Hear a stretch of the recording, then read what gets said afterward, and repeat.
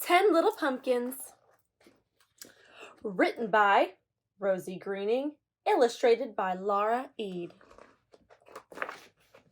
10 little pumpkins are growing in a line.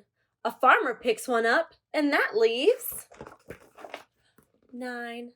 9 little pumpkins bouncing in a crate. One decides to bounce away, and that leaves 8. 8 little pumpkins in a bumpy hayride heaven. A pony carries one away, and that leaves 7. 7 little pumpkins doing magic tricks. Then one pumpkin disappears, and that leaves, poof, 6. 6 little pumpkins going for a drive. One jumps out to trick or treat, and that leaves 5. 5 little pumpkins grinning in the store. Then a big black cat buys one, and that leaves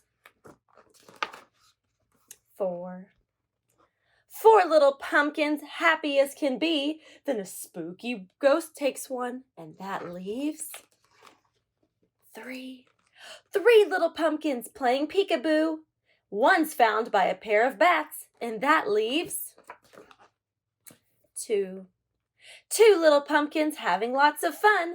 A skeleton takes one away, and that leaves 1.